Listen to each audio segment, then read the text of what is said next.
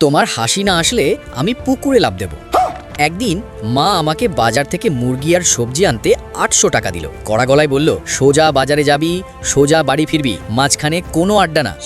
আমি খুব ভদ্র ছেলের মতো মাথা নেড়ে বেরোলাম, কিন্তু রাস্তায় বন্ধুদের সাথে দেখা হয়ে গেল। তারা বলল, চল না একটু গেম খেলি, তারপর আইসক্রিম। আমি ভাবলাম একটু করলে কি আর হবে, একটু একটু করতে করতে পুরো ৮০০ টাকাই উধাও। বাড়ি ফিরতেই মা জিজ্ঞেস করলেন, কোথায় বাজার? আমি কাঁপা গলায় বললাম, মা টাকা একটা জরুরি কাজে খরচ হয়ে গেছে। মা চোখ বড় বড় করে বললেন, কি জরুরি কাজ? আমি বললাম, মা আমি একটা লাকি কুপন কিনেছি, ওরা বলেছে ভাগ্য ভালো থাকলে আমরা একটা ফ্রিজ জিততে পারি। মা এতটাই রেগে গেলেন যে মনে হচ্ছিল আজই আমার ইতিহাস বদলে যাবে। ঠিক তখনই ডোরবেল বাজলো। আমি দৌড়ে দরজা খুললাম, দেখি একজন লোক বড় একটা বাক্স হাতে দাঁড়িয়ে। আমি আনন্দে চিৎকার করে বললাম, মা দেখো দেখো, আমরা সত্যি ফ্রিজ জিতে গেছি। কিন্তু বাক্সের ভেতরে কি আছে সেটা জানার আগে সেলিব্রিটিদের তো সবাই লাইক আর সাবস্ক্রাইব করে।